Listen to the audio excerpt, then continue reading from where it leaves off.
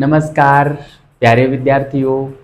जैन धर्म हम पढ़ रहे थे और उसमें हमने पिछली क्लास में जैन धर्म का विकास देखा कि महावीर स्वामी के समय किस प्रकार से जैन धर्म का विकास हुआ और किस प्रकार से जैन धर्म का विच्छेदन भी हुआ, वो हमने देखा। जैन धर्म का प्रथम विच्छेदक जामाली को माना जाता है, जो कि किर्यमाण सिद्धांत को लेकर महावीर स्वामी से अलग हुए, और दूसरे विच्छेदक के रूप में तिष्यगुप्त को जाना जाता है। तो ये यहाँ तक की कहानी हमने पिछली क्लास में पढ़ी और अब उससे आगे का हम पढ़ेंगे, अर्थात महावीर स्वामी के बाद जैन धर्म का विकास किस प्रकार से हुआ, किस प्रकार से उसका विभाजन हुआ और क्या किस प्रकार से जैन संगीतियाँ हुई जैन साहित्य को संरक्षण देने हेतु, और आगे का जो जो भी शेष बचा है वो हम पढ़ते हैं। जितना आज होगा उतना करेंगे। अभी जैन धर्म पे 2-3-4 क्लासें और चलेंगी, है ना। तो बने रहिए, बिल्कुल मज़े से पढ़ते रहिए विद्यार्थियों। किसी प्रकार की और पुस्तक पढ़ने की आवश्यकता आपको नहीं है। जितना मैं पढ़ा रहा हूँ उतना पढ़ लेना, पिछले साल के पेपर हल कर लेना, उसके बाद कोई एक टेस्ट सीरीज ज्वाइन कर लेना, बस। इसके अलावा कुछ पढ़ने की आवश्यकता आपको नहीं रहेगी, ठीक है।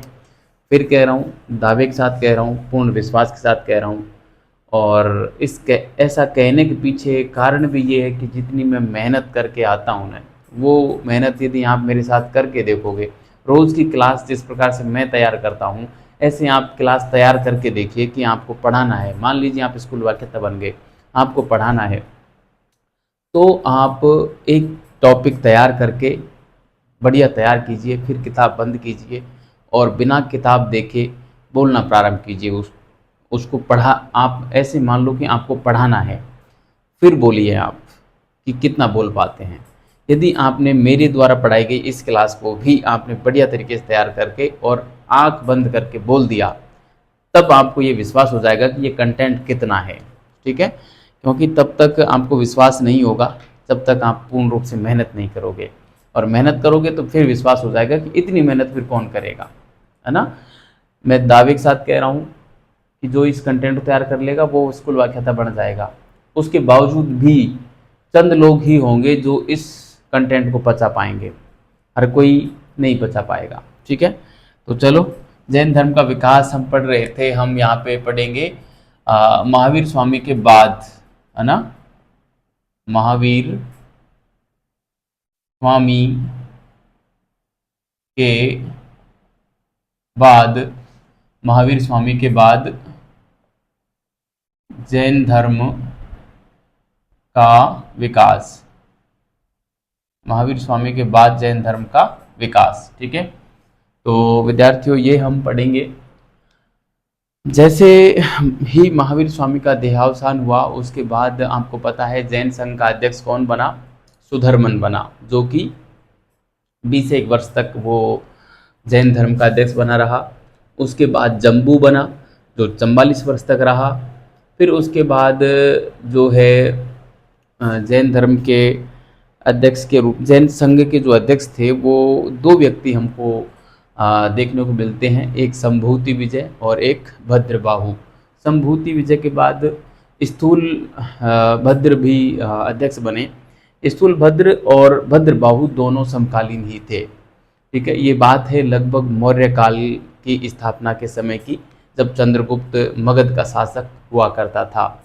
उसी दरमियान लगभग 312 ईसा पूर्व के समथिंग उत्तर भारत में भयंकर अकाल पड़ा, और उस अकाल के दरमियान भद्रबाहु अपने 12,000 शिष्यों के साथ दक्षिण भारत की ओर चले जाते हैं। वह उत्तर भारत में जैन संघ का नेतृत्व या जैन संघ का संपूर्ण उत्तरदायित्व स्थूल भद्र के पास आ जाता है, ठीक है। कालांतर में हुआ कुछ यूं कि भद्रबाहु के नेतृत्व में जो जैन साधु थे, जैन अनुयायी थे, वो जब उत्तर भारत आए तो उत्तर भारत में उन्होंने आके देखा कि वहाँ के जैन जो अनुयायी थे वो सभी श्वेत वस्त्र धारण किए हुए थे, क्योंकि उन्होंने एक उज्जैन में एक सभा बुलाई थी और उसमें सभी जैन अनुयायी श्वेत वस्त्र धारण करके आए थे। और दक्षिण भारत से भद्रबाहु के अनुयायी जो आए वो नग्न थे। तो इस विषय को लेकर उनके अंदर मतभेद पैदा हुआ और जैन धर्म का विभाजन हो गया।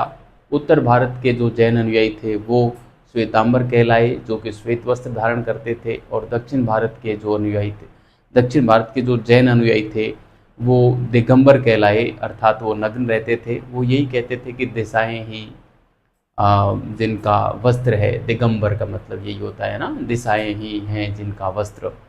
तो इस प्रकार से जैन संघ में विभाजन हुआ। यहाँ तक की कहानी हम यहाँ पे लिख देते हैं, फिर हम श्वेतांबर और दिगंबर में क्या अंतर है वो हम पूरा डिटेल से हम यहाँ पे लिखेंगे, एक टेबल बनाते हुए हम बात करेंगे। ठीक है, तो आइए विद्यार्थियों, हम यहाँ पे लिखते हैं महावीर स्वामी के देहावसान के बाद क्या क्या हुआ और किस प्रकार से जैन धर्म आगे बढ़ा। ठीक है, तो देखो मैं यहाँ पे लिखता हूँ महावीर स्वामी के देहावसान के बाद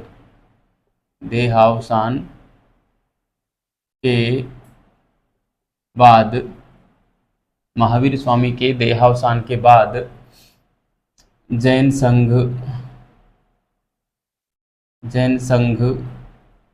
का अध्यक्ष सुधर्मन बना, जो कि 20 वर्ष तक बना रहा। 20 वर्ष तक बना रहा। ठीक है, जो कि 20 वर्ष तक बना रहा। एक बात, ठीक है। इसके बाद क्या हुआ? सुधर्मन के बाद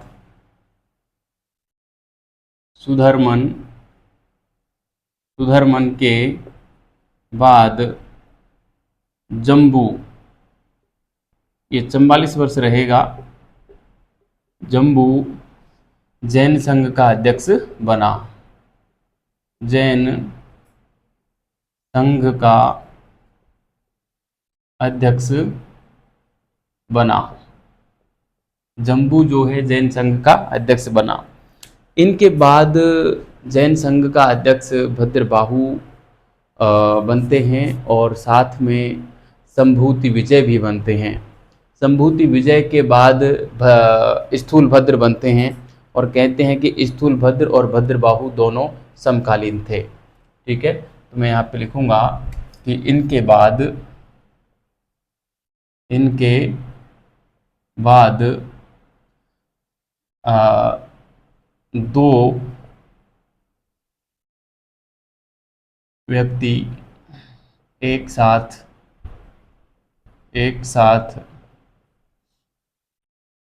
जैन संघ के अध्यक्ष बनते हैं। जैन संघ के अध्यक्ष बनते हैं। जैन संघ के अध्यक्ष बनते हैं। देखो कैसे बनते हैं जैन संघ के अध्यक्ष। दो यहाँ पे हुआ कुछ यूँ था, जैसे मैं मान लो एक तो बन गए भद्रबाहु। ठीक है, भद्रबाहु बन गए। ठीक है, भद्रबाहु बन गए और एक बन गए संभूति विजय। संभूति विजय, ठीक है, संभूति विजय। संभूति विजय के बाद बने जो है स्थूल भद्र बने। कौन बने? स्थूल भद्र बने। स्थूल भद्र बने। ठीक है, तो ये जो स्थूल भद्र और ये दोनों थे, ये दोनों समकालीन थे, है ना, समकालीन थे। ठीक है, हुआ कुछ यूँ भी था कि इस संभूति विजय के बाद मेरे हिसाब से, जहाँ तक मतलब कई किताबें ऐसी भी लिखती हैं, संभूति विजय के बाद भद्रबाहु बने और जब अकाल पड़ा तो भद्रबाहु संपूर्ण संघ का उत्तरदायित्व स्थूल भद्र को सौंपकर भद्रबाहु दक्षिण भारत चले गए। थे समकालीन ये। अध्यक्ष तो कोई एक ही था, है ना। कई बार अध्यक्ष में नाम किसी और का, काम कोई और करता है। इस प्रकार से व्यावहारिकता में आ जाता है ना। तो उस दृष्टि से भी मतलब किताबों में थोड़ा सा विवाद मिलता है। वैसे जब हम इनका दर्शन जब हम पढ़ते हैं ना, तो दर्शन की किताबों में थोड़ा ठीक ठाक मिल जाता है। इतिहास की किताबों में थोड़ी बातें जो हैं इधर उधर ज़रूर देखने को मिलती हैं, लेकिन आप इनको दोनों को समकालीन माने, और थे भी समकालीन। अभी मैं आगे बताने वाला हूँ कि किस प्रकार का माजरा इनका रहा। ठीक है, तो अब मैं यहाँ पे अब लिखूंगा यहाँ पे कि लगभग 312 ईसा पूर्व के समथिंग। ठीक है, लगभग लगभग 312 या 310 बीसी ईसा पूर्व में उत्तर भारत में भयंकर अकाल पड़ा। भयंकर अकाल पड़ा भयंकर अकाल पड़ा, जिसके चलते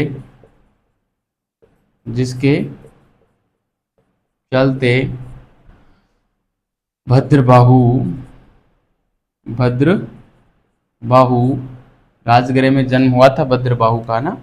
भद्रबाहु क्या करते हैं, संपूर्ण जैन संघ का उत्तरदायित्व स्थूलभद्र को सौंपकर और चले जाते हैं दक्षिण भारत के कर्नाटक के जो श्रवणबेलगोला स्थान है वहाँ पे चले जाते हैं। ठीक है, श्रवणबेलगोला चले जाते हैं अपने 12,000 अनुयायियों के साथ में। ठीक है, तो जिसके चलते भद्रबाहु अपने 12,000 शिष्यों के साथ 12,000 शिष्यों के साथ दक्षिण भारत में भी कहाँ, कर्नाटक के श्रवणबेलगोला में, है ना, कर्नाटक के श्रवणबेलगोला, जहाँ पे आपको पता है श्रवणबेलगोला, चंद्रगुप्त मौर्य ने यहीं पर अपना अंतिम समय गुजारा था, यहीं पे संलेखन विधि के माध्यम से अपना शरीर त्याग दिया था। तो दक्षिण भारत चले जाते हैं।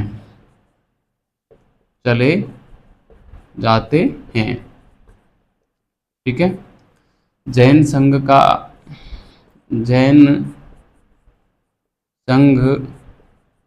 का संपूर्ण भार स्थूलभद्र पर आ जाता है। स्थूलभद्र पर आ जाता है। ठीक है, इस प्रकार स्थूलभद्र पर जो है जैन संघ का संपूर्ण भार आ जाता है। इसके बाद क्या होता है, कालांतर में जब समय गुजरा और निजात पाई अकाल से, तो उसके बाद एक बार उज्जैनी में और स्थूलभद्र व इनके अनुयायियों ने एक सभा का आयोजन किया, और उस सभा में सभी जैन साधु और सभी जैन अनुयायी श्वेत वस्त्र पहनकर आए। ठीक है, उसके बाद ये सफ़ेद वस्त्र ही धारण करने लगे। लेकिन उसके बाद जैसे ही दक्षिण भारत से और भद्रबाहु वापस उत्तर भारत आए, तो यहाँ पे आके देखा कि ये सभी श्वेत वस्त्र धारण किए हुए थे, जबकि भद्रबाहु व उसके अनुयायी नग्न थे पूर्ण रूप से। तो इन दोनों के बीच में और विभिन्न बातों को लेकर मतभेद पैदा हुए और जैन धर्म का विभाजन हो गया। ये बात मैं लिख देता हूँ, स्थूलभद्र पर आ जाता है। ठीक है, मैं अगले पॉइंट के रूप में लिखूंगा, कालांतर में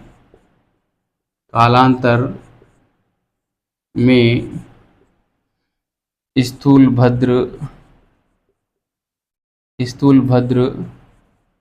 के अनुयायी उज्जैनी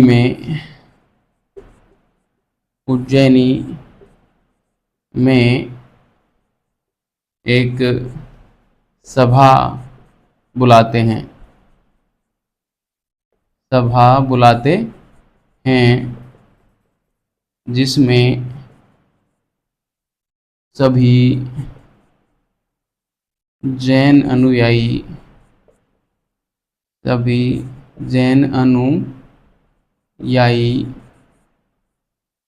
श्वेत वस्त्र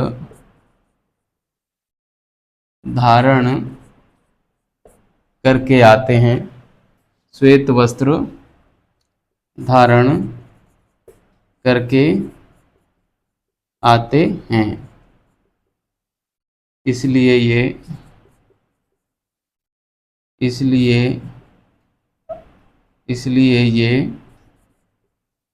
श्वेतांबर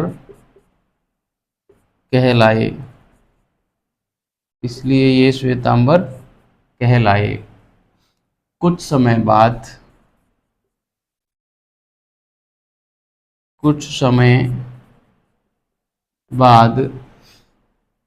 भद्रबाहु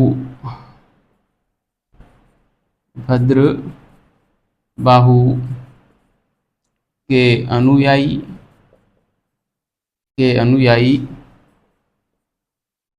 दक्षिण भारत से उत्तर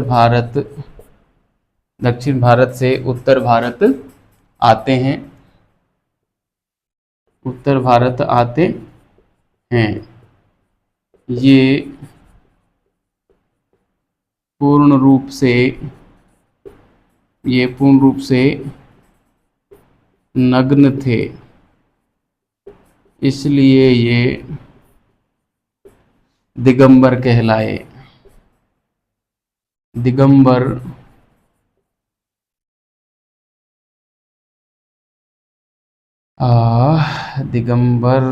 कैसे आएगा भाई? आगे आधा तो वैसे ही होता है ना, आप देख लेना, मेरे हिसाब से दिगंबर ठीक है ये। इसलिए ये दिगंबर कहलाए। ठीक है। अब एक तो वस्त्रों का टंटा था दोनों उत्तर भारत और दक्षिण भारत के जैन अनुयायियों के बीच में, और एक साहित्य की बात थी प्रमुख रूप से। इन दोनों विषयों को लेकर उत्तर भारत के जैन अनुयायी और दक्षिण भारत के जैन अनुयायियों में एक मतभेद पैदा हुआ और जैन धर्म में विभाजन हो गया। ठीक है, मैं यहाँ पे लिखूँगा, मैं सीधा ही लिख देता हूँ, ज़्यादा हम इसमें जाएंगे नहीं। विभिन्न बातों को लेकर लिखता हूँ, कुछ नहीं, मैं विभिन्न लिखता हूँ।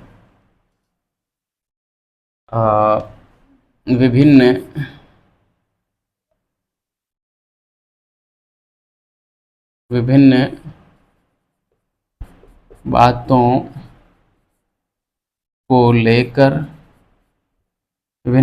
को लेकर उत्तर भारत व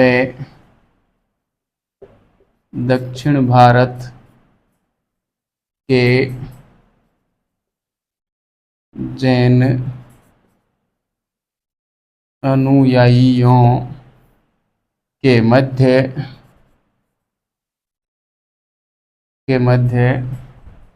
विवाद हुआ या मतभेद हुआ,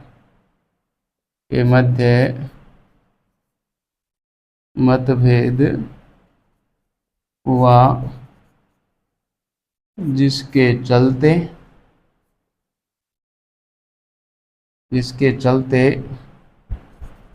जैन धर्म में विभाजन हो गया। जैन धर्म में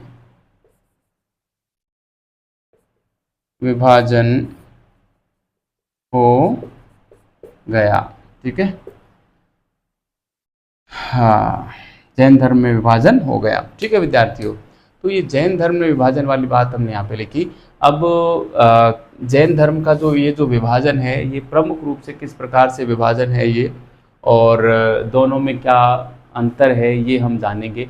ठीक है, तो मैं इसको मिटाता हूँ और वो अंतर हम लिखते हैं। अब श्वेतांबर और दिगंबर दो भागों में जैन समुदाय बट गया है, और किस प्रकार से इनकी विशेषता रहने वाली है वो हम यहाँ पे पढ़ेंगे अब। ठीक है, आप एक पूरा पन्ना लीजिए और ऊपर हेडिंग डाल दीजिए, एक साइड जैन धर्म, एक साइड दिगंबर, एक साइड श्वेतांबर, और फिर उसमें हम जो है इनके बीच अंतर जो है उसको हम जानने का प्रयास करेंगे।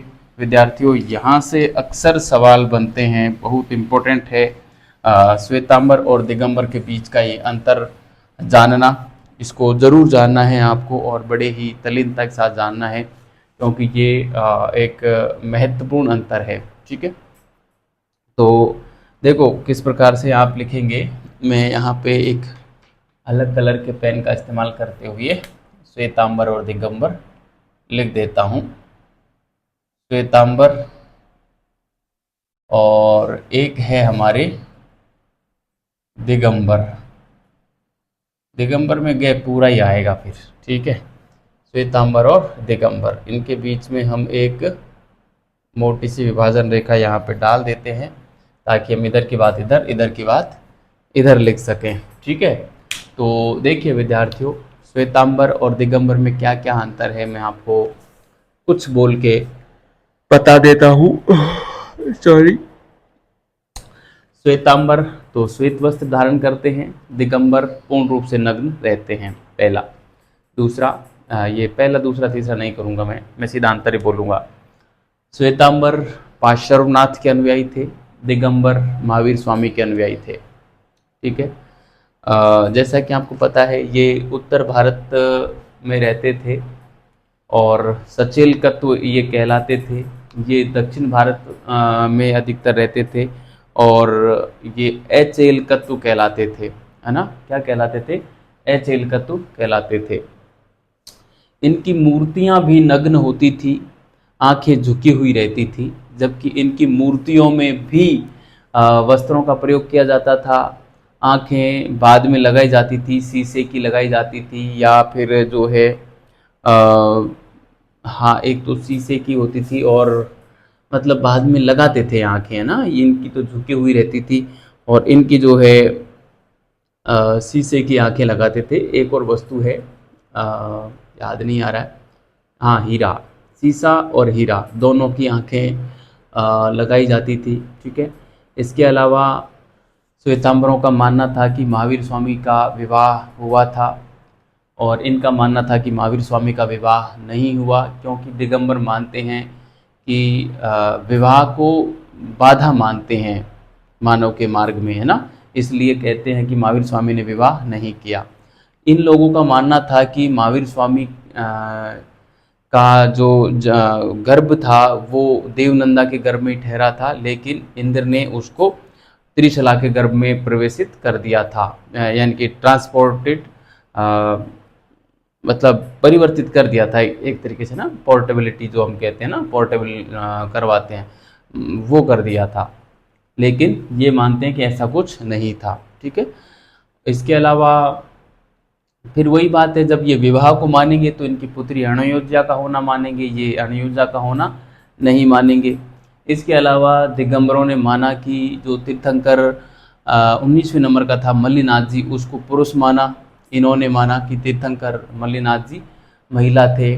ठीक है, तो इस प्रकार से इन्होंने जैन साहित्य को स्वीकार किया, आगम जिसको बोलते हैं उसको स्वीकार किया, इन्होंने जैन साहित्य को अस्वीकार किया। ठीक है, तो इन्होंने माना कि जो आदर्श जैन भिक्षु है, आदर्श जैन साधु है, उसको भोजन की आवश्यकता नहीं रहती और वो अपने साथ जो है पंख व ब्रश ही रख सकता है। जबकि इन्होंने माना कि निर्वाण मतलब कैवलिन प्राप्त हो जाने के बाद भी साधु को भोजन की आवश्यकता पड़ती है और वो अपने साथ 14 प्रकार की वस्तुएं रखते हैं। ठीक है, इसके अलावा ये श्वेतांबर जो हैं वो जो इनके साधुओं का जो जीवन चरित्र लिखा जाता है वो चरित्र नाम से ही लिखते हैं ये श्वेतांबर, जबकि दिगंबर जो लिखते हैं वो पुराण नाम से लिखते हैं, है ना, पुराण के नाम से लिखते हैं। दिगंबरों के जो साधु हैं वो क्षुल्लक, ऐल्लक, भट्टारक और निर्ग्रंथ कहलाते हैं, जबकि श्वेतांबरों के जो साधु हैं वो साधु, आचार्य, है ना, इस नाम से जाने जाते हैं। साधु है, आचार्य है और इस प्रकार के नाम जो है साधु, आचार्य मतलब सिंपल नाम है श्वेतांबरों के। इनके क्षुल्लक, ऐल्लक, भट्टारक, ही बस ये नाम जो है आपको ध्यान रखने हैं। ठीक है, संवेगी भी इनको कहा जाता है, संवेगी है, साधु है, आचार्य है ना, इस प्रकार के नाम जो है वो देखने को मिलते हैं। ठीक है। और जो श्वेतांबर हैं, इनका जो प्रमुख केंद्र स्थल माने गए हैं वो मथुरा और क्या नाम से हमारे उज्जैन और गिरनार जो गुजरात वाला है वो माने गए हैं श्वेतांबरों के, जबकि दिगंबरों के हमारे पुंड्रवर्धन बंगाल और श्रवणबेलगोला ये माने गए हैं। ठीक है। दिगंबरों की यदि हम शाखाओं की बात करें तो दिगंबरों में जो है तेरहपंथी, तारणपंथी है ना, तोतापंथी, बीसपंथी है ना, तो ये दिगंबरों की शाखाएं हैं है ना। जबकि श्वेतांबरों की शाखाओं में हमको पुजेरा, डुंडिया है ना ये मिलेंगे, कुर्चकयान मिलेगा है ना, तो ये इनकी शाखाएं हैं। ठीक है। विस्तौला भी मिलती है, विस्तौला। ठीक है। विस्तौला जो है, विस्तौला या डुंडिया या उनको एक नाम और देते हैं, विस्तौला, डुंडिया, विस्तौला, डूंडिया और स्थानकवासी। स्थानकवासी, विस्तौला और डूंडिया, ये तीन एक ही संप्रदाय के नाम हैं जो कि मूर्ति पूजा के विरोधी हैं। जबकि जो पुजेरा है, पुजेरा जो एक ऐसा संप्रदाय है श्वेतांबरों का जो मूर्ति पूजा करता है ना, पुजेरा जिसको डेरापंथी भी कहा जाता है, डेरापंथी, पुजेरा जिसको, हाँ पुजेरा को डेरापंथी भी कहा जाता है, बिल्कुल। उधर है तोतापंथी, तारणपंथी, बीसपंथी और तेरापंथी है ना। तेरापंथी तो है तेरापंथी दिगंबरों का है। ठीक है। और डेरापंथी श्वेतांबरों का, तेरहपंथी दिगंबरों का। तेरहपंथी, तोतापंथी, तारणपंथी, बीसपंथी और ये यहाँ पे आएंगे है ना, यापनीय भी यहाँ पे आएगा है ना, इनके संप्रदाय हैं दिगंबरों के। जबकि श्वेतांबरों के कुर्चकयान है और विस्तौला है और पुजेरा या डेरापंथी है। ठीक है। तो ये विद्यार्थियों प्रमुख जो मोटे मोटे अंतर थे वो मैंने बोल के आपको सारे सुना दिए हैं। अब मैं जितने मेरे को याद आए उतने सारे बोल के सुना दिए। और ये काफ़ी बड़ी लिस्ट है ना, ये ऐसा नहीं है कि मैंने जो बोल के सुनाए वही हैं। आप भी अपने स्तर पे आप किसी पुस्तक उठा के देख भी सकते हैं, यहाँ पे तो मैं आपको रोकूंगा नहीं, क्योंकि श्वेतांबर और दिगंबर के बीच अंतर पूछा जाता है। वैसे मैं खुद इतना करवाया हूँ कि शायद आपको और कहीं मिलेंगे भी नहीं, और नॉर्मल स्थिति में तो आपको नहीं मिलेंगे, क्योंकि 3-4 पुस्तकों का मिश्रण यहाँ पे देखने को मिलेगा। इतना अंतर जो मैं बता रहा हूँ उतना अंतर आपको किसी भी एक पुस्तक में वैसे भी नहीं मिलेगा। आप 3-4 पुस्तकें खंगालोगे तब जाके ये अंतर देखने को मिलेगा। ठीक है। तो उससे ज़्यादा आपको शोध कार्य करना है नहीं, क्योंकि पीएचडी नहीं कर रहे हैं हम यहाँ पे, स्कूल व्याख्याता की तैयारी कर रहे हैं। ठीक है। स्कूल व्याख्याता क्या, नेट जेआरएफ असिस्टेंट प्रोफेसर की तैयारी भी आपकी यहाँ से हो जाएगी। ठीक है। तो मैं यहाँ पे लिखूंगा श्वेतांबर जो थे ये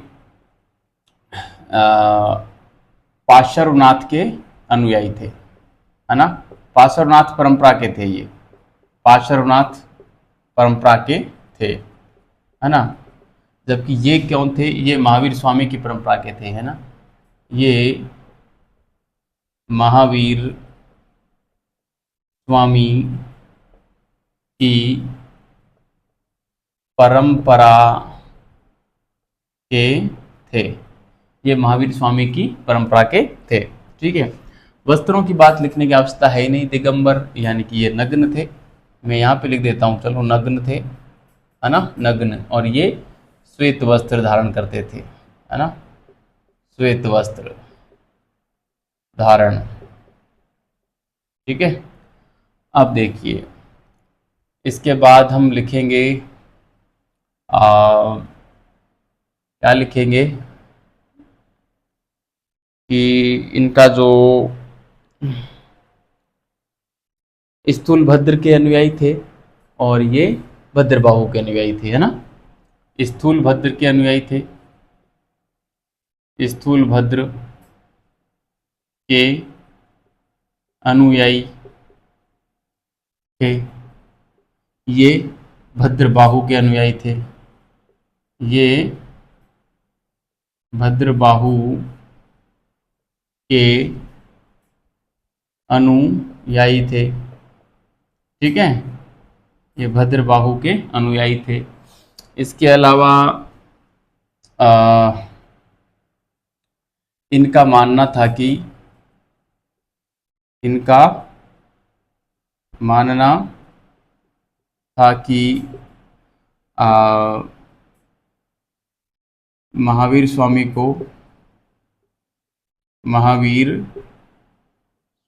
को देवनंदा के गर्भ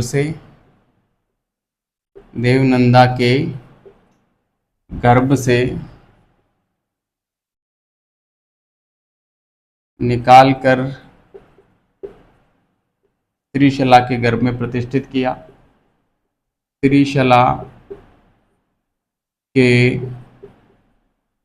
गर्भ में प्रतिस्थापित किया।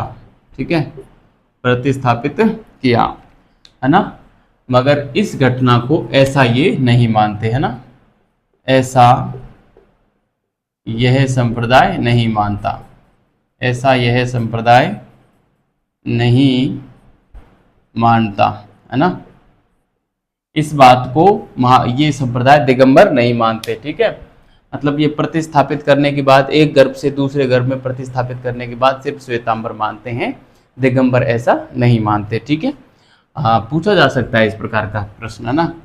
इन्होंने माना कि महावीर स्वामी का विवाह हुआ, है ना, इनके अनुसार। ऐसे इनके अनुसार मैं नहीं लिखूंगा, सीधी सी बात है, इनकी लिस्ट में लिख रहे हैं तो इनके अनुसार ही होगा वो, है ना। महावीर स्वामी का विवाह हुआ, है ना, महावीर स्वामी का विवाह हुआ,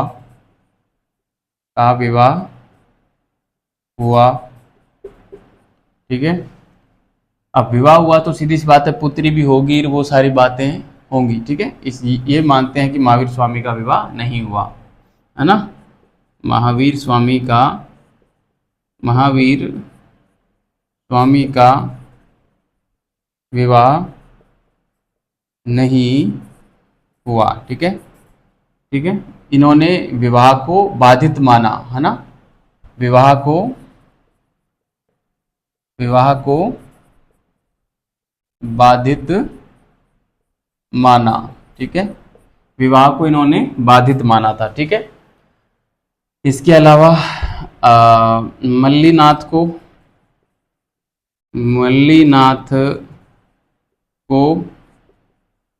स्त्री माना, है ना, इन्होंने मल्लीनाथ को पुरुष माना। मल्लीनाथ को पुरुष माना। ठीक है, इसके बाद और हम क्या अंतर लिख सकते हैं बताइए। आगम साहित्य को इन्होंने स्वीकारा, इन्होंने नहीं स्वीकारा। ठीक है, जैन साहित्य जो है आगम साहित्य कहलाता है ना, आगम साहित्य को स्वीकारा, आगम साहित्य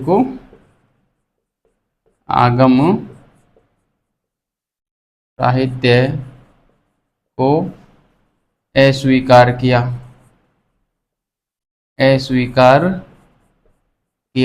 ठीक है, और क्या क्या लिख सकते हैं हम। इसके अलावा इन्होंने माना कि जैन साधु जो है वो खाना भी खाएगा, है ना, भोजन ग्रहण में विश्वास करते थे, और ये जो है ये मानते थे कि आदर्श भिक्षु भोजन ग्रहण नहीं करेगा, है ना। तो यहाँ पे लिखेंगे आदर्श भिक्षु या आदर्श साधु लिख दें हम। आदर्श साधु भोजन ग्रहण करेगा,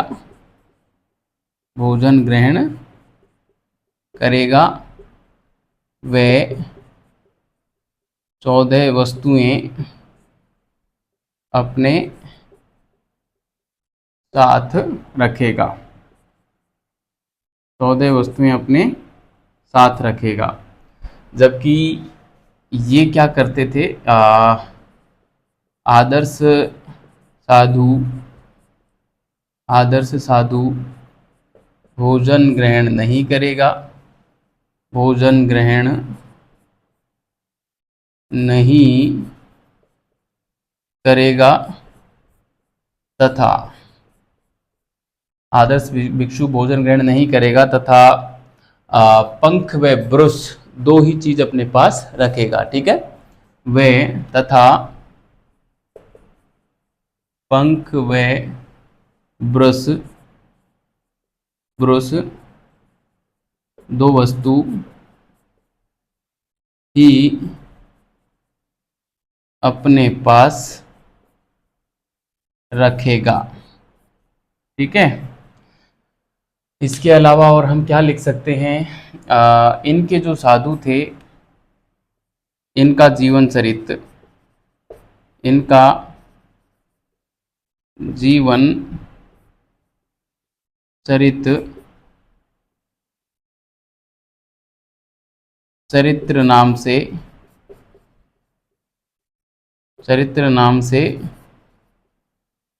लिखा गया, जबकि इनका पुराण नाम से लिखा गया, है ना।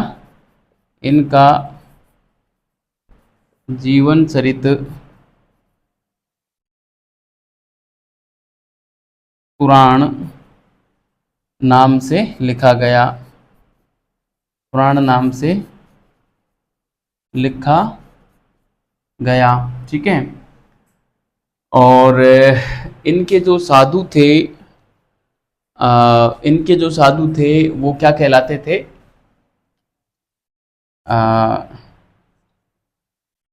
इनके साधु जति श्री पूज्य, जति श्री पूज्य, संवेगी साधु आचार्य कहलाते थे, है ना,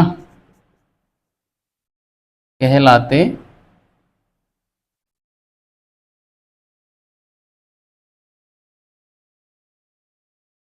कहलाते थे। ठीक है, जबकि इनके साधु क्या कहलाते थे,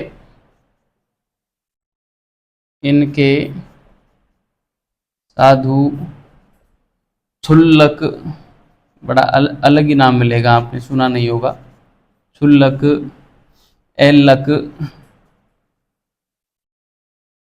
भट्टारक,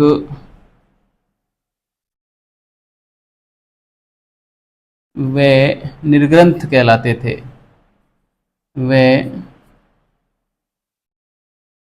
निर्ग्रंथ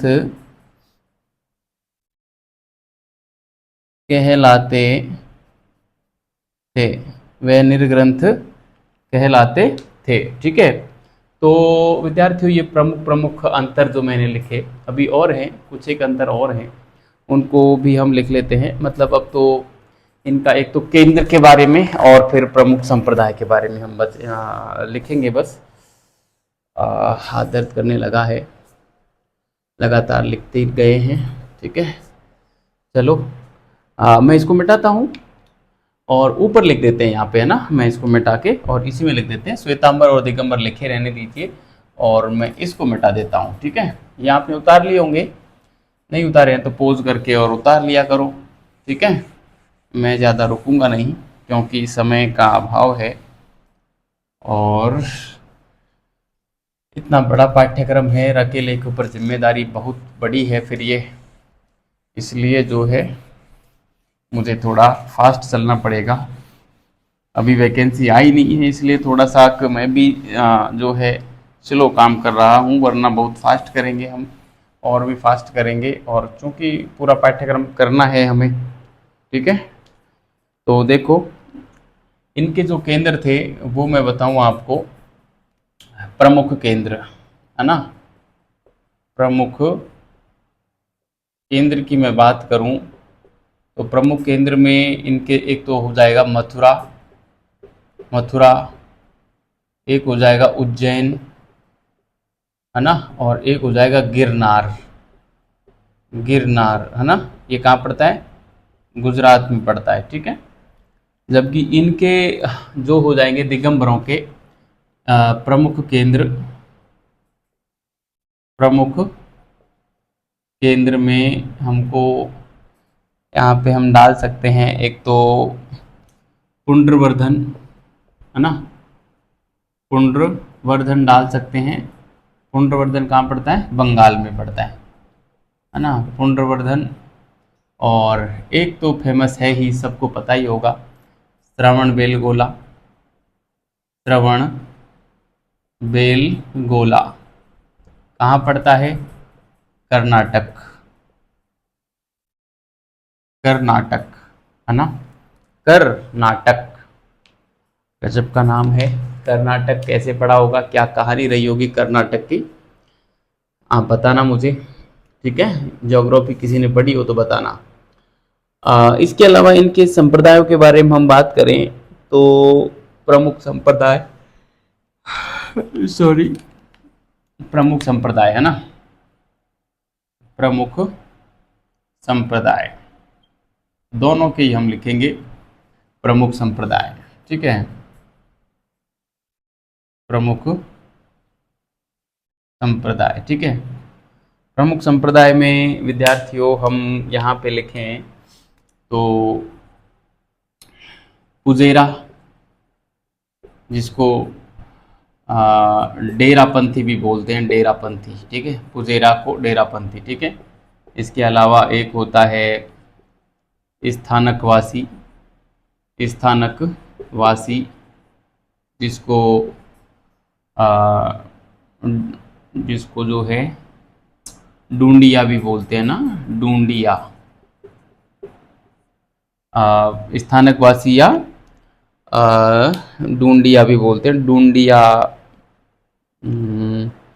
डूंडिया ही है, हाँ, डंडिया, मैंने सॉरी, डूंडिया, है ना, स्थानकवासी डूंडिया, या जो है पिस्तौला भी इसको बोलते हैं, पिस्तौला, ठीक है, पिस्तौला। और एक इसमें आता है कुर्चकयान, कुर्चकयान, ठीक है, कुर्चकयान। इसमें विद्यार्थियों ये जो है ये मूर्ति पूजक, ये मूर्ति पूजा करते हैं, है ना, मूर्ति पूजा करते हैं,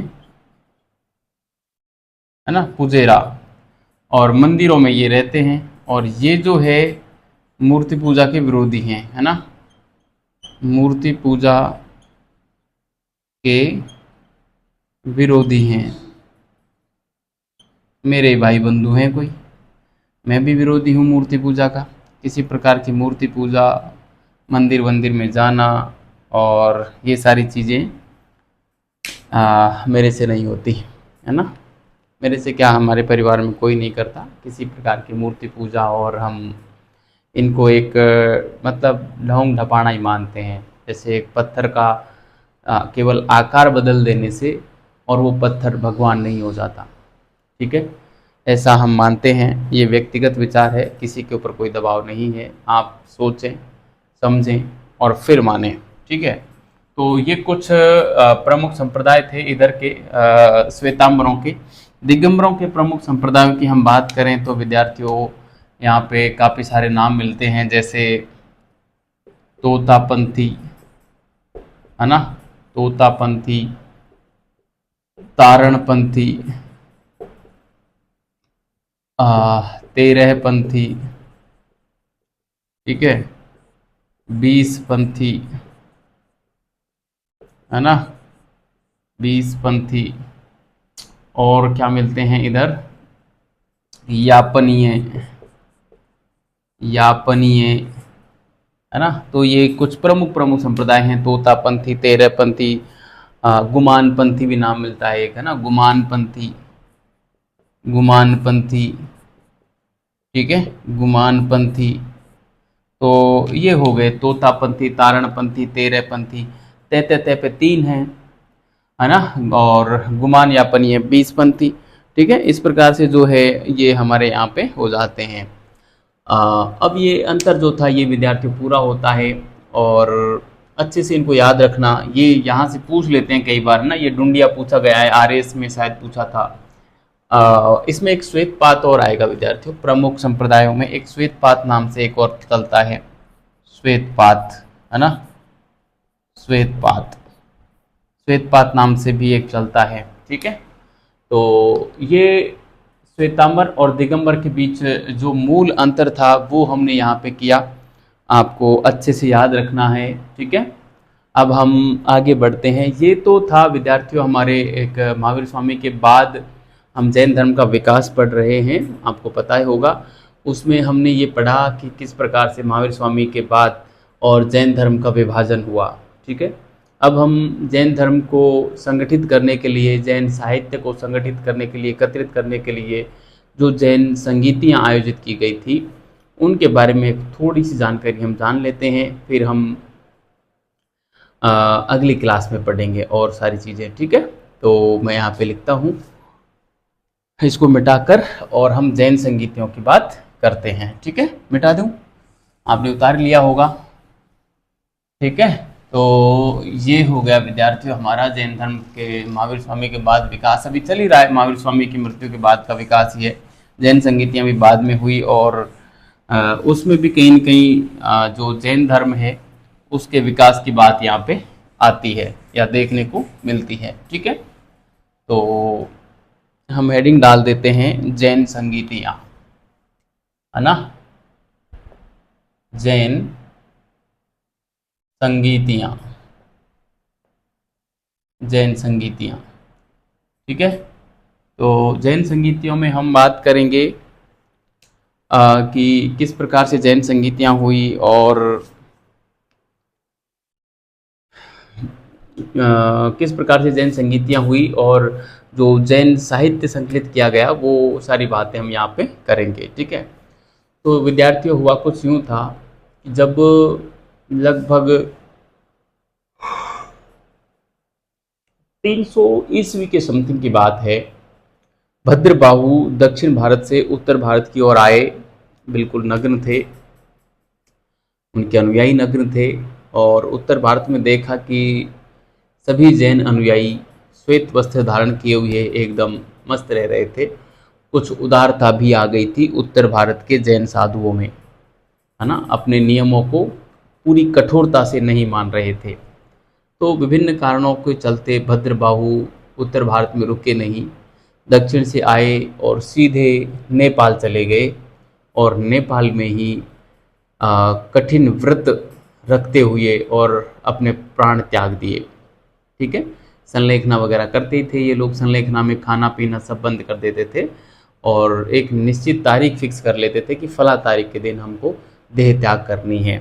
तो इनकी एक प्रोसेस होती है, उस प्रोसेस के हिसाब से और ये जो शरीर है, बॉडी है, उसी अनुसार ढल जाती है। उसके लिए इनको कुछ क्रियाएं भी करनी पड़ती हैं ना, और ये तारीख फिक्स कर लेते हैं कि हमको फला तारीख को देह का त्याग करना है और उसी दिन इनका जो देह है वो छूट जाती है ना। ऐसा है संलेखना में, आप संलेखना की पूरी डिटेल पढ़ोगे ना तो आपको फिर पता चलेगा। ठीक है, जैसे किसी ने 2 महीने का रख दिया तो 2 महीने में उस गति से फिर इनको चलना होता था, उसमें शायद हल्का फुल्का कुछ मतलब कुछ योग वगैरह कुछ ऐसे कोई क्रिया करनी पड़ती थी, है ना। और जल्दी देह का त्याग करना है तो उसमें कुछ ज़्यादा कुछ क्रिया करनी पड़ती थी। वो सारी चीज़ें पता नहीं, मेरे को भी एग्जैक्ट पूरा पता नहीं है जैन धर्म के बारे में, लेकिन ऐसा कुछ होता है। ठीक है, तो कहने का मतलब जब भद्रबाहु नेपाल चले गए और 300 ईसा पूर्व के समथिंग जब मगध में चंद्रगुप्त मौर्य का शासन हुआ करता था और भद्रबाहु उस समय जैन संघ के अध्यक्ष थे, तो जब देहावसान हुआ भद्रबाहु का तो जैन संघ का पूरा जो अधिकार था वो स्थूल भद्र के पास आया। तब स्थूल भद्र की अध्यक्षता में और पाटलिपुत्र में, मगध में पड़ता है पाटलिपुत्र, है ना, पाटलिपुत्र में प्रथम जैन संगीति का आयोजन किया गया जैन साहित्य को संकलित करने के उद्देश्य से। ठीक है, जिसमें जो प्रमुख निर्णय लिए गए थे उसमें एक तो जैन धर्म की जो श्वेतांबर और दिगंबर 2 शाखा में विभाजित हुआ जैन धर्म, उसको स्वीकार किया गया। और एक श्वेतांबरों ने जैन साहित्य जो संकलित किया गया था, आगम साहित्य, जिसमें टोटल 12 भाग माने जाते हैं, लेकिन 11 भागों का संकलन कर लिया। 12वां भाग जो था वो संभूति व भद्रबाहु को ही याद था, और वो दोनों का देहावसान हो चुका था तब तक, इसलिए 12वां भाग संकलित किया ही नहीं गया, और जिसको दृष्टिवाद भी कहा गया है 12वां भाग को, और उसमें 5 भाग आते हैं, है ना। वो सारी चीज़ें संकलित हो नहीं पाई। 12वां भाग जो था आगम साहित्य का, वो संकलित हो नहीं पाया, और इस प्रकार से जो है प्रथम जैन संगीति पूर्ण हुई। ठीक है, तो इन सारी बातों को मैं यहाँ पे अब लिख देता हूँ, और उसके बाद विद्यार्थियों हम हमारी क्लास को जो है यहीं पूरा करेंगे। ठीक है, तो हम लिखेंगे प्रथम जैन संगीति में कि जैन संगीतियों में हम लिखेंगे महावीर स्वामी की मृत्यु के बाद, महावीर स्वामी की मृत्यु के बाद, महावीर स्वामी की मृत्यु के बाद, महावीर स्वामी की मृत्यु के बाद जैन साहित्य को संगठित या एकत्रित करने के उद्देश्य से, जैन साहित्य हो या जिसमें जैन साहित्य में फिर जैन सिद्धांत भी लिखे थे, जैन शिक्षाएं भी थी, है ना, तो हम पूरी बात लिखेंगे। महावीर स्वामी की मृत्यु के बाद जैन सिद्धांत, शिक्षाएं व साहित्य का संकलन करने हेतु, साहित्य को एकत्र करने हेतु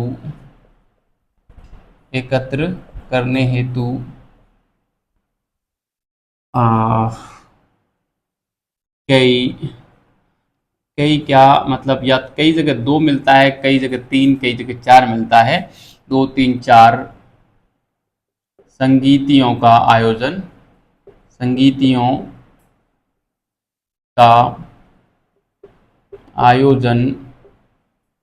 किया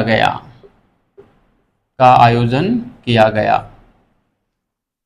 है ना, जो कि निम्न प्रकार आयोजित की गई।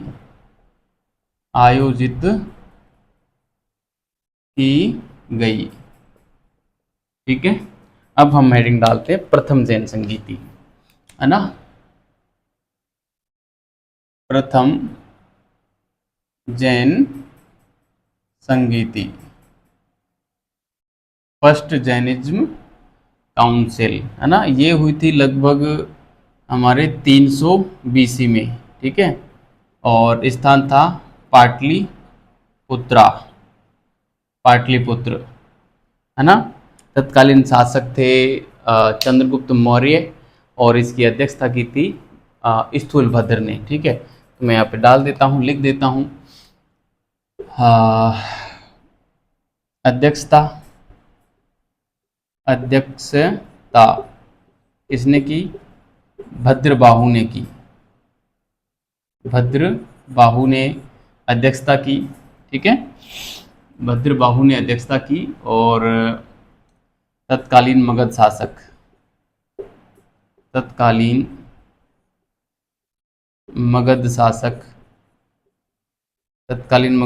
कौन थे? चंद्रगुप्त थे, है ना, चंद्रगुप्त मौर्य। ठीक है, एक बेसिक सा फंडा है। दरअसल हुआ ये था कि जब भद्रबाहु नेपाल में जाकर और देह त्याग देते हैं, तो उसके बाद यह संगीति करने का आयोजन किया गया था। तो मैं यहाँ पे लिखना चाहूँगा, जब भद्रबाहु अध्यक्ष कौन लिखे हैं? अध्यक्ष गलत लिखे हैं क्या? स्थूलभद्र थे अध्यक्ष, है ना, सॉरी, बिल्कुल गलती पकड़ में आ गई। अध्यक्षता की थी स्थूलभद्र ने। भद्रबाहु का तो देहावसान हो गया था, और इनकी मृत्यु पर ही तो यह सभा आयोजित की गई थी। स्थूलभद्र ने जो है अध्यक्षता की थी, स्थूलभद्र, ठीक है। जब भद्रबाहु ने नेपाल में तप द्वारा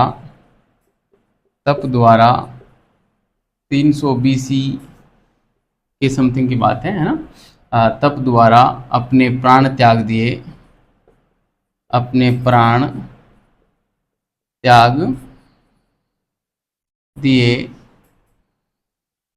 उसके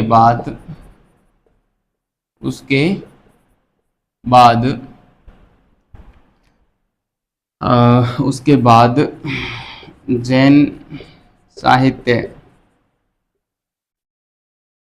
के संकलन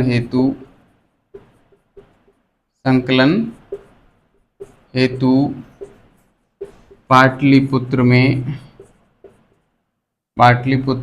में स्थूलभद्र की अध्यक्षता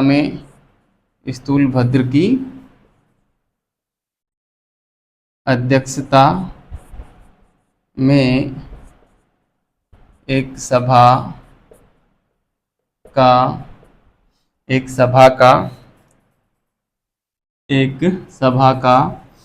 आयोजन किया गया। यह प्रथम जैन संगीति कहलाई। यह प्रथम जैन संगीति कहलाई। इसे पाटलिपुत्र वाचना भी कहा जाता है। इसे पाटलिपुत्र वाचना भी कहा जाता है। ठीक है, इसे पाटलिपुत्र वाचना भी कहा जाता है। ये भी पूछ लेते हैं कई बार कि पाटलिपुत्र वाचना क्या है ना। खैर मेंस में इस प्रकार का सवाल पूछा जाता है 1-2 नंबर का, वहाँ पे ज़रूर दिक्कतें होती हैं। ऑब्जेक्टिव में कम चांसेस रहते हैं पूछने के, लेकिन ऐसे पूछ लें पाटलिपुत्र वाचना के अध्यक्ष कौन थे, है ना, तो स्थूलभद्र जो है यहाँ पे आ जाएंगे। ठीक है, अब इसमें निर्णय क्या लिए गए, देखो इसमें निर्णय है ना, निर्णय क्या लिए गए, तो मैं यहाँ पे लिखूँ निर्णय में एक तो जैन धर्म का विभाजन स्वीकारा, है ना, जैन धर्म का विभाजन स्वीकारा। ठीक है, जैन धर्म का विभाजन स्वीकारा, एक बात। दूसरी बात कि जो जैन साहित्य था, आगम साहित्य, उसके 11 अंग संकलित किए गए थे, 12वां अंग का संकलन नहीं हो पाया था। ठीक है, दूसरी बात हम लिखेंगे कि आगम साहित्य क्या है, ये जैन साहित्य है, जैन साहित्य है ना। आगम साहित्य का संकलन किया,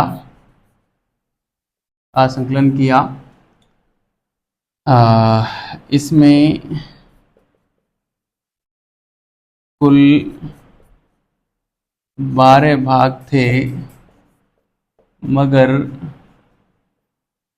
इसमें कुल 12 भाग थे, मगर 11 भागों का ही संकलन किया गया। 11 भागों का ही संकलन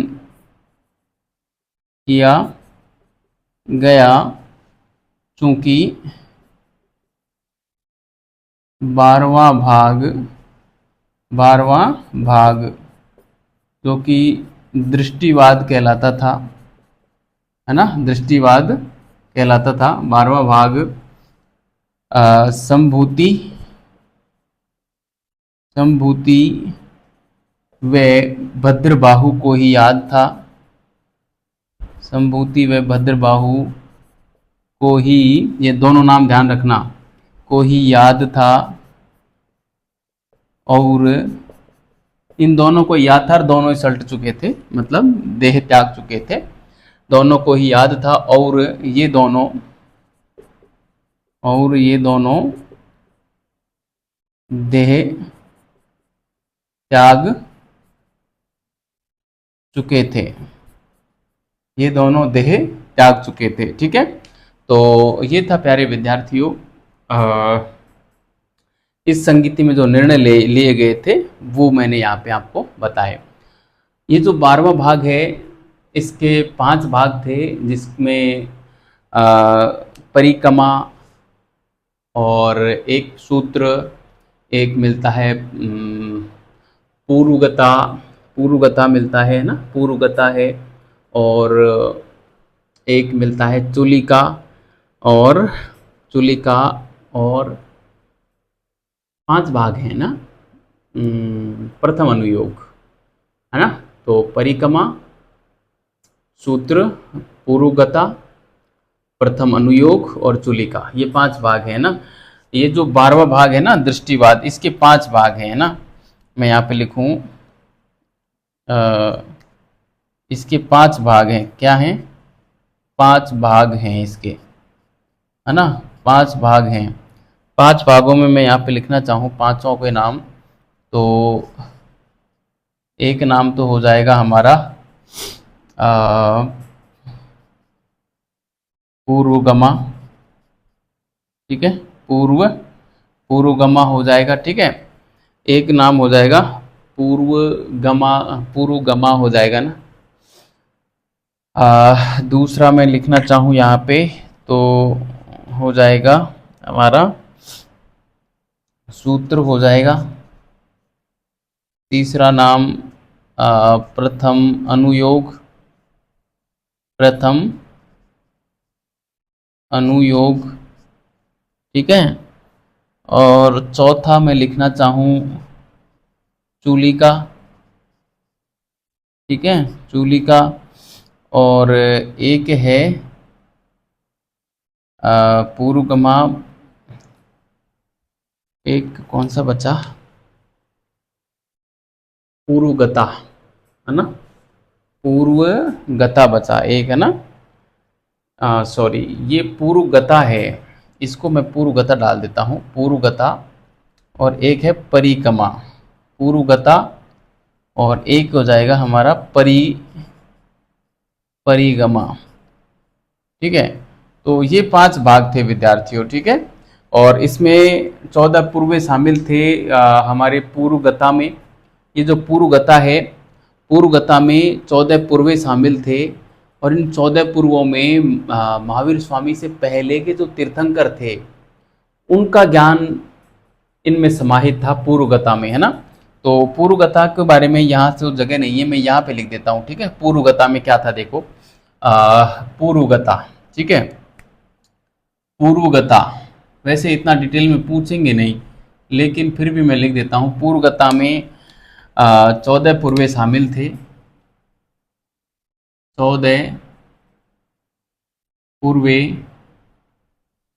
शामिल थे, 14 पूर्वे शामिल थे, जिनमें जिनमें जिनमें महावीर स्वामी से पहले के, महावीर स्वामी से पहले के तीर्थंकरों का ज्ञान समाहित था, तीर्थंकरों का ज्ञान समाहित था। ठीक है, तो ये था प्यारे विद्यार्थियों हमारे इन 5 के बारे में प्रमुख जानकारी।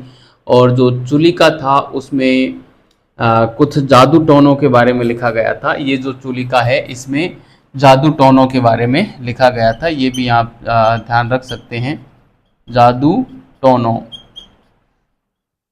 का उल्लेख। ठीक है, जादू टोनों का उल्लेख। तो इस प्रकार से ये प्रथम जैन संगीति में जो निर्णय लिए गए थे वो ये 2 प्रमुख निर्णय थे। और ये जो आगम साहित्य था इसको आपको पता ही होगा, श्वेतांबरों ने ही स्वीकारा था, दिगंबरों ने नहीं स्वीकारा था।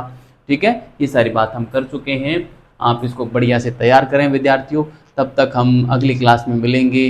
अन्य बौद्ध जैन संगीतियों को पढ़ेंगे और फिर जैन साहित्य पढ़ेंगे, और उसके बाद थोड़ा बहुत जैन धर्म का क्या कहाँ तक प्रसार हुआ, वो जो भी बातें होंगी वो विविध में पूरा पढ़ के, और फिर हम बौद्ध धर्म पर आ जाएंगे। ठीक है, तो बहुत बहुत धन्यवाद विद्यार्थियों, अच्छे रहिए, मस्त रहिए और पढ़ते रहिए।